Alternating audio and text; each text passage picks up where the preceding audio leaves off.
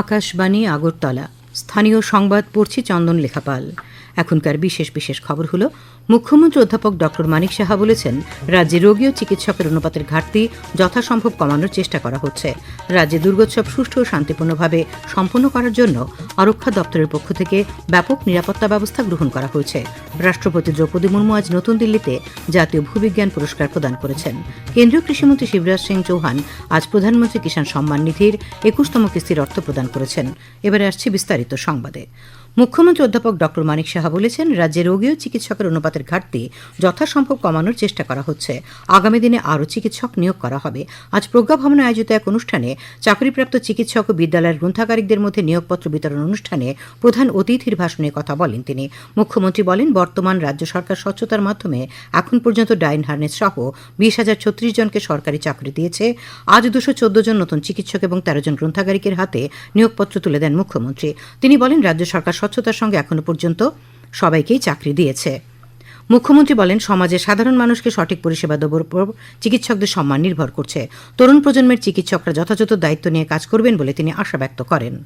যারা লিজেন্ড ব্যক্তি চুপচাপ কাজ করে গেছে ইন সাইলেন্স ম্যানার, এবং আলটিমেটলি তার যে অ্যাচিভ করার যে গোল, যে সমাজের মধ্যে একজন বিশিষ্ট ব্যক্তি হিসাবে প্রতিষ্ঠিত হওয়ার ওনারা কিন্তু করেছেন। এবং আমিও চাইব যে আমাদের যারা ইয়াং ডাক্তাররা আছেন, আগামী দিন তারা সেই কাজটা করবে। You are born, others also born, but you born to save the others. Just imagine difference.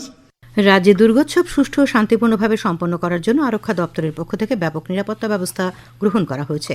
আজ আগরতলায় পুলিশ সদর দপ্তরের সাংবাদিক সম্মেলনে কথা জানান রাজ্য পুলিশের মহানির্দেশক অনুরাগ। তিনি জানান, এবছর রাজ্যে সার্বজনীন দুর্গাপূজার সংখ্যা ২,৯৬৫। গত বছর এই সংখ্যা ছিল ২,৭৫০। পুজোর সময় নিরাপত্তার জন্য অতিরিক্ত ৭,৭৫০ জন নিরাপত্তাকর্মী মোতায়েন করা হবে। এর মধ্যে ৬,৫৫০ জন টিএসআর জওয়ান। পুজোর সময় ৪০০ জন মহিলা পুলিশ বিভিন্ন অঞ্চলে টহল দেবেন। তাছাড়া সাদা পোশাকের পুলিশও বিভিন্ন জায়গায় টহল দেবেন।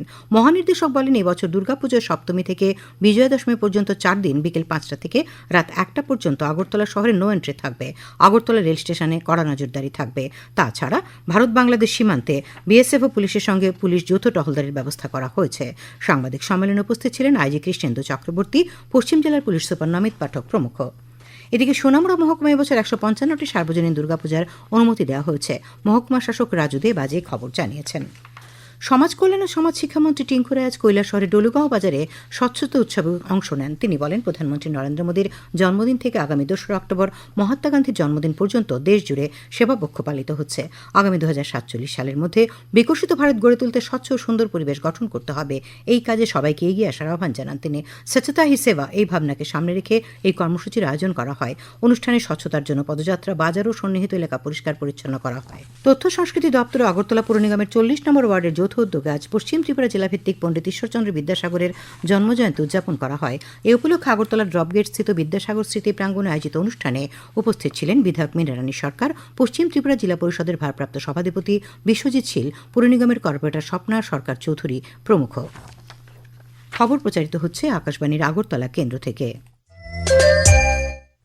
আকাশবাণীর সংবাদের আপডেট পেতে লগ ইন করুন www.newsonair.com এবং নিউজ অন এয়ার অ্যাপ এবং টুইটার বা ফেসবুক প্ল্যাটফর্মে এআইআর নিউজ অ্যালার্টসে। ইউটিউবে লক্ষ্য রাখুন নিউজ অন এয়ার অফিসিয়ালে। আকাশবাণী আগরতলার সংবাদের আপডেট পেতে দেখুন টুইটার বা এক্স হ্যান্ডেলে আকাশবাণী নিউজ আগরতলা, ফেসবুকে এআইআর নিউজ আগরতলা এবং ইউটিউবে আকাশবাণী নিউজ আগরতলা।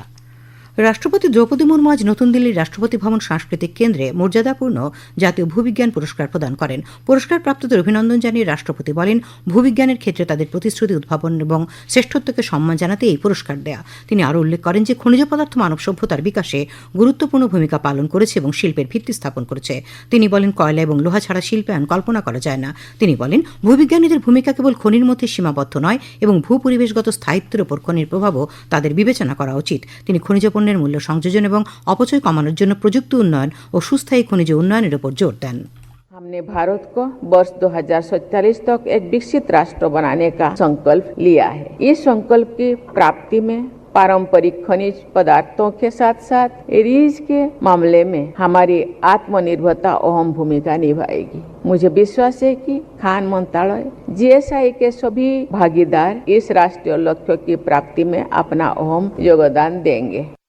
প্রধানমন্ত্রী নরেন্দ্র মোদী আজ নতুন দিল্লি থেকে ভিডিও কনফারেন্সের মাধ্যমে বিহারের মুখ্যমন্ত্রী মহিলা রোজগার যোজনা চালু করেছেন। শ্রী মোদী বিহার জুড়ে ৭৫ লক্ষ মহিলার ব্যাংক অ্যাকাউন্টে ১০,০০০ টাকা করে স্থানান্তর করেছেন। এই প্রকল্পের লক্ষ্য হল স্বকর্মসংস্থান এবং জীবিকার সুযোগের মাধ্যমে মহিলাদের ক্ষমতায়নকে উৎসাহিত করা। এটি রাজ্যের প্রতিটি পরিবার থেকে একজন মহিলাকে আর্থিক সহায়তা প্রদান করবে। প্রধানমন্ত্রী মুখ্যমন্ত্রী মহিলা রোজগার যোজনার সুবিধাভোগীদের সঙ্গে ভার্চুয়ালভাবে মত বিনিময় করেন। প্রধানমন্ত্রী বলেন, যখন একজন মহিলা কর্মসংস্থান করেন বা নিজের ব্যবসা শুরু করেন তখন তা তার স্বপ্নকে নতুন ডানা দেয়। শ্রী মোদী উল্লেখ করেন যে কেন্দ্রীয় সরকারের মুদ্রা যোজনা, ড্রোন দিদি অভিযান, বীমা সখী অভিযান এবং ব্যাংক দিদি অভিযান সারা দেশে মহিলাদের জন্য কর্মসংস্থান এবং স্বকর্মসংস্থানের সুযোগ তৈরি করেছে। কেন্দ্রীয় কৃষিমন্ত্রী শিবরাজ সিং চৌহান আজ ভিডিও কনফারেন্সিংয়ের মাধ্যমে প্রধানমন্ত্রী কিষাণ সম্মান নিধি প্রকল্পের ২১তম কিস্তির অর্থ প্রদান করেছেন। এই উপলক্ষে আয়োজিত অনুষ্ঠানে শ্রী চৌহান জানান যে ২৭ লক্ষেরও বেশি কৃষকের ব্যাংক অ্যাকাউন্টে মোট ৫৪০ কোটি টাকারও বেশি অর্থ স্থানান্তর করা হয়েছে, যার মধ্যে প্রায় ২,৭০,০০০ মহিলা কৃষকও রয়েছেন। কৃষি ও কৃষক কল্যাণ মন্ত্রক জানিয়েছে যে এই কিস্তিতে হিমাচল প্রদেশ, পাঞ্জাব এবং উত্তরাখণ্ডের কৃষকদের জন্য অগ্রাধিকার দেওয়া হয়েছে, যারা সম্প্রতি বন্যা এবং ভূমিধসে মারাত্মকভাবে ক্ষতিগ্রস্ত হয়েছিলেন। প্রধানমন্ত্রী নরেন্দ্র মোদী আগামী ২৮ সেপ্টেম্বর রবিবার সকাল ১১টায় আকাশবাণীর মন কি বাত অনুষ্ঠানে দেশ বিদেশের জনগণের সঙ্গে মত বিনিময় করবেন। এটি হবে মন কি বাতের ১২৬তম পর্ব।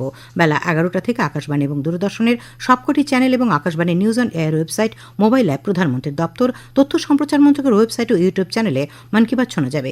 হিন্দিতে অনুষ্ঠানের পরপরই আঞ্চলিক ভাষার তর্জমা শোনা যাবে।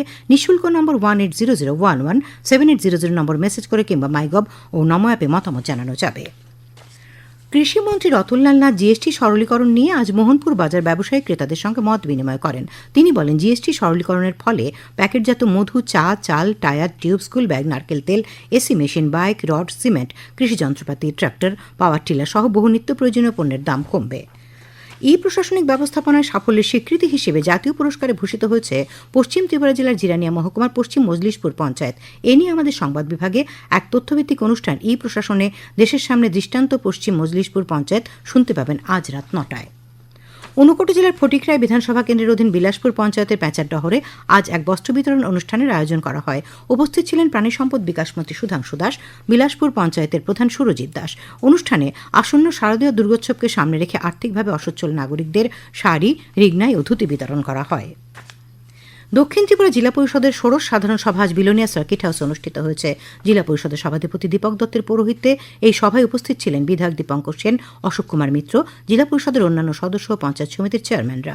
সভায় পঞ্চায়েত উন্নয়ন তহবিল ও পঞ্চদশ অর্থ কমিশনের অনুদানের টাকায় চলমান বিভিন্ন কাজকর্মের অগ্রগতি নিয়ে আলোচনা করা হয়। সভায় বিধায়ক দীপঙ্কর সেন রেগা প্রকল্পে কাজের দিন বৃদ্ধি, পাইখোলা দ্বাদশ ঈশানচন্দ্রনগর বিবেকানন্দ বিদ্যালয়ের ক্লাসরুম তৈরি, পশ্চিম পাইখোলাতে গ্রাম সেবকের অফিস স্থাপন, বিলোনিয়ায় একটি হিমঘর স্থাপন, লাউগাঙে একটি কমিউনিটি হল নির্মাণ সহ বিভিন্ন উন্নয়নমূলক কাজকর্মের উদ্যোগ নিতে অনুরোধ জানান। পিএম বিকশিত ভারত যোজনার উপর আজ উদয়পুরে একদিনের সচেতনতামূলক শিবির অনুষ্ঠিত হয়। ইপিএফ আঞ্চলিক অফিস ও বাগমা এগ্রি প্রডিউসার কোম্পানি লিমিটেডের যৌথ উদ্যোগে আয়োজিত শিবিরে পিএম বিকশিত ভারত যোজনা সহ কর্মচারী ভবিষ্যনিধি তহবিলের তাৎপর্য ব্যাখ্যা করে বক্তব্য রাখেন ইপিএফ এর আঞ্চলিক PF commissioner Leo Joseph Marandi, enforcement officer Rajaswi Bhattacharya প্রমুখ। আবহাওয়া, আগামীকাল আকাশ সাধারণত মেঘাচ্ছন্ন থাকবে। আগামীকাল দিনে সর্বোচ্চ তাপমাত্রা ৩৪ ডিগ্রি সেলসিয়াস এবং সর্বনিম্ন ২৬ ডিগ্রি সেলসিয়াসের কাছাকাছি থাকবে।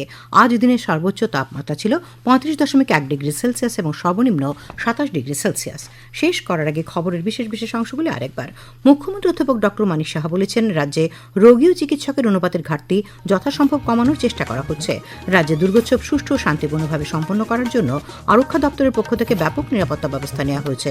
রাষ্ট্রপতি দ্রৌপদী মুর্মু আজ নতুন দিল্লিতে জাতীয় ভূবিজ্ঞান পুরস্কার প্রদান করেছেন। কেন্দ্রীয় কৃষিমন্ত্রী শিবরাজ সিং চৌহান আজ প্রধানমন্ত্রী কিষাণ সম্মান নিধি প্রকল্পের ২১তম কিস্তির অর্থ প্রদান করেছেন। স্থানীয় সংবাদ আজকের মতো এখানেই শেষ হল। পরবর্তী বাংলা স্থানীয় সংবাদ শোনা যাবে আগামীকাল সকাল ৭টা বেজে ৩৫ মিনিটে।